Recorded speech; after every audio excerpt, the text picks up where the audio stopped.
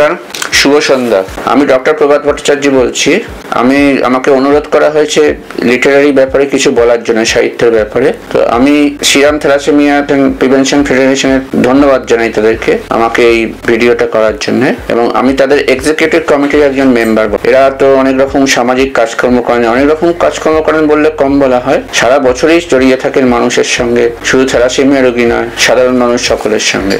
এবং শ্রী সঞ্জীব আচার্য কথা তো সবাই জানেন, যিনি এই শ্রীরামের কর্ণধার, এবং তার বহুবিধ কর্মকাণ্ড আছে। তো আমি ফিরে আসি সাহিত্যের কথায়। আমি চিকিৎসক, কিন্তু সাহিত্যটা হচ্ছে আমার একটা বিনোদন, যাকে বলে নিজস্ব বিনোদন। লিখি আমি আনন্দের জন্য, নিজের আনন্দের জন্য। এবার তাতে পাঠকরা আনন্দ পায়, তাতে আমি খুব খুশি। আমার বেশ কিছু বই বেরিয়েছে, এর মধ্যে কবিতা, গল্প, সাহিত্য, তার মধ্যে আছে সব রকমই আছে মোটামুটি। উপন্যাস আছে, ডিটেকটিভ গল্প আছে, অ্যাডভেঞ্চার আছে, তারপরে ইতিহাসিক বই আছে। ইতিহাস স্পোর্টসের উপর রিসেন্টলি একজনের অনুরোধে একটা বই কিনেছি, খেলাধুলার উপরে। এইসব নানাভাবে বন্য জগৎ বলে একটা বই আছে, যেটা বিভিন্ন জীবজন্তুর উপরে আছে। ছোটদের বই আছে, কল্পবিজ্ঞানের বই আছে। ইংরেজিতে দুটো বই এসছে, তার মধ্যে একটা হার্টের উপরে, দ্য কার্ডিয়াক ব্লুপ্রিন্ট, আর একটা হচ্ছে কল্পবিজ্ঞান বা ফ্যান্টাসি ওয়ার্ল্ডের উপরে, সেটা হচ্ছে the mysteries of green planet. তো এগুলো আমি লিখি আনন্দের জন্য, বিভিন্ন পত্র পত্রিকাতেও লিখি।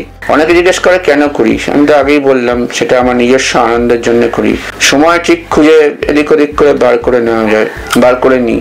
যার যেটা আনন্দ সেটা সে ঠিক বার করে নেয় তার মধ্যে। যেমন প্রত্যেকেরই যা গান করার হবি, সে সেটা তার মধ্যে থেকে করে নেয়, সময় বার করে নেয়। এবং শ্রীরামের যে ম্যাগাজিনটা আছে, সেখানে চিকিৎসা বিষয়ে তো আমি লিখি। এরা প্রতি মাসে একটা সুন্দর ট্যাবলেট বার করেন, যেটার নাম হচ্ছে সুমধ্যমা, এবং সেটা চারিদিকে ছড়িয়ে যায়। সেটাও একটা উপকার, সবাই জানতে পারে নানা বিষয়ে। তো সেখানে সঞ্জীব বাবুর অনুরোধে আমি একটা কলামে লিখি, সেটা হচ্ছে হ্যালো ডাক্তারবাবু বলে। এটা আমার কাছে খুবই আনন্দের ব্যাপার, একটা বড় প্রাপ্তি তো বটেই। এটা শুধু আমার না, এটা পাঠকদেরও প্রাপ্তি। পাঠকরা এত ভালোভাবে বইটা গ্রহণ করেছেন, এবং সেই জন্য হয়তো এটা আরো দ্বিগুণ আনন্দ হয়েছে। তো এই বইটা আমি পাবো অল ইন্ডিয়া বেসিসে আমি ভাবিও নি। তো এটা পেয়ে আমার খুব ভালো লাগছে, দায়িত্ব বেড়ে গেছে নিঃসন্দেহে, যে আরো ভালো যাতে লিখতে পারি, যাতে এরকম লেখা আরো বেরোয়। এবং সেই জন্য পুরস্কারটা বড় কথা না, কিন্তু পুরস্কারটা দেওয়া হয় উৎসাহ দেওয়ার জন্য। তো ডেফিনেটলি এটা আমাকে আরো বেশি উৎসাহ দেবে লিখতে, এবং আমি এটা সবার মধ্যে ভাগ করে নিতে চাই। এটা আমার নিজস্ব পুরস্কার নয়, সকলের পাঠকদেরই পুরস্কার, আমার পুরস্কার নয়। আমার এই বইটা কাগজের মানুষটা, তো এই বইটার মেন থিম যেটা, সেটা হচ্ছে, বিষয়টা হচ্ছে সংক্ষেপে, আকাশ বলে একজন ছেলে, সে গ্রামে থাকে।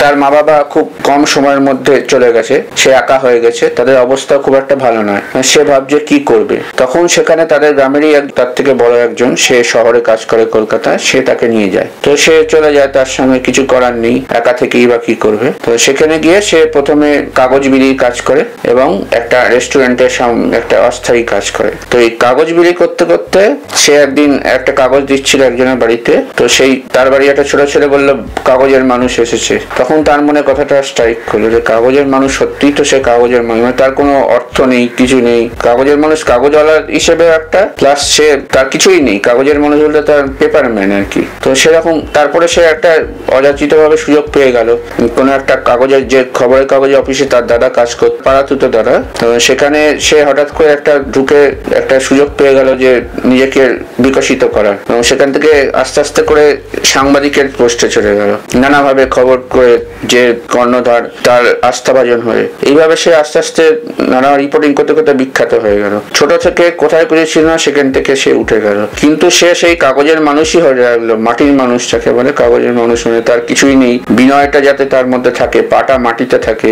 কাগজের মানুষের অর্থ হচ্ছে যে কোনো মানুষই, কেউ ছোট নয়, তার কিছু না কিছু আছে, এবং কোথা থেকে কে উঠে যেতে পারে তার কোনো ঠিক নেই। তো এইসব কাগজের মানুষরাই যে কোনো সময় রং বদলে দিতে পারে। তো তাদের নিয়ে আমার এই উপন্যাস, সমাজ থেকেই উঠে আসে কাগজের মানুষ, সেই নিয়ে আমার এই উপন্যাস কাগজের মানুষ। ফিকশন বলতে এটা সামাজিক উপন্যাস। তো সামাজিক উপন্যাস এর আগে মায়াবী গ্রাম বলে আমি একটা লিখেছিলাম 2 বছর আগে, সেটাও ভালো হয়েছে। সেটা গ্রাম নিয়ে, যে গ্রামের ব্যাপারটা, গ্রামের লোকেদের অনেকে হেয় করে। তো গ্রামের যেটা সৌন্দর্য আছে, গ্রামের লোকেরাও যে ভালোভাবে থাকে গ্রামের, সেই নিয়ে মায়াবী গ্রাম বইটা ছিল। আর এটার পরে আমি লিখেছি দশভুলে বলে একটা বই, সেটা হচ্ছে মহিলাদের নিয়ে, ওমেন পাওয়ার নিয়ে। মহিলারা যারা গৃহবধূ, তাদের যারা শিক্ষিত তথাকথিত, তারা অনেকে শিক্ষিত বলে শোনা, যারা কাজ করে তারা অনেকে তাদেরকে একটু হেয় করে, গৃহবধূ শুরু করে, কিন্তু তারা যে সামাজিক, তারা যে দায়িত্বটা সংসারে সামলাচ্ছেন, বিশাল দায়িত্ব, এটা কোনোভাবেই তার ব্যাখ্যা করা যায় না, তার মূল্য দেওয়া যায় না। সেইগুলো নিয়েই তারা যে অনেক কিছু করছেন এবং তারা যে অনেক কিছু করেও ফেলতে পারে, সেই নিয়ে আমার দশভূজা বইটা, মানে দশভূজার মতোই, দুর্গার মতোই আর কি, প্রতীকী ব্যাপার। তাছাড়া তো ফিকশন আছে, অ্যাডভেঞ্চার আছে, তো এই তিনটে আমার মেন ফিকশন। মানে ফিকশন বলতে এটা সোশ্যাল, সামাজিক। আর ডিটেকটিভ সূর্যের উপরে আমার আছে, সিরিজ আছে, অনেকগুলো বই আছে। তারপরে অ্যাডভেঞ্চারের বই আছে, রানী রাজা কাহিনী বলে একটা আছে, যেখানে যেসব রানী বা রাজা অখ্যাত নয়, মানে স্বল্পখ্যাত, যাদের কথা বেশি লেখা হয়নি, তাদের নিয়ে বই আছে। লেখা শুরু করেছি আমি 8 বছর। একটা কবিতা দিয়েছিলাম একটা কলেজ স্ট্রিটে একজনের কাছে, বিজ্ঞাপন দেখে, মহুয়া বলে একটা পত্রিকা। তারপর তারা নিয়েছিল, অ্যাকসেপ্ট করেছিল। তারপর থেকে মনে হলো লিখি কবিতার বইও আছে আমার দুটো।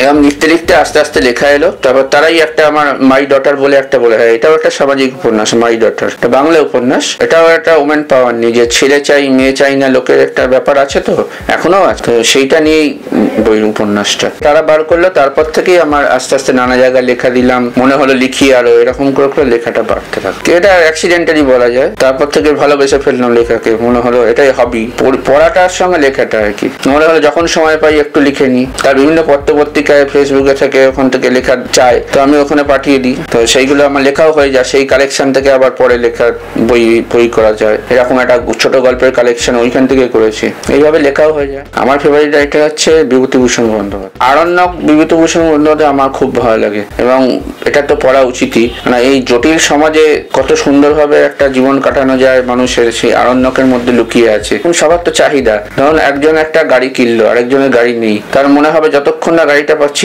তবে গাড়ি কিনলেই শান্তি নেই, আরেকজনের বড় গাড়ি, তার তো ছোট গাড়ি, সেটাও চাই। তো এই ব্যাপারগুলো যে না থাকে, কত সিম্পল ভাবে কাটানো যায়, সেটা আরণ্যকের মধ্যে আছে। যেমন ওখানে একজন চরিত্র দেখবেন, দবরু পান্না বলে একজন আছে, সে হচ্ছে জঙ্গলের রাজা একটা জায়গাতে। তো লেখক সেখানে গেছে, সে ঢিপির উপর বসে আছে, সে জঙ্গলের রাজা, সে জঙ্গলি লোক, অন্য লোকের, শহরের লোকের ভাববে, কিন্তু সেখানে তো সে রাজা, সে তো তার শান্তিতে আছে, তার নিজের মনে তার রাজত্ব নিয়ে আছে, সেখানে তার মতো আছে, তাকে তো কিছু বলার নেই সেখানে। কিন্তু একটা শহরের লোক যে আছে, খুব মানে ধনী লোক, সে মনে করতে পারে এই কিছু না, কিন্তু তার কাছেও মনে হতে পারে ও কিছু না, তাই সে তার মতো আনন্দে আছে।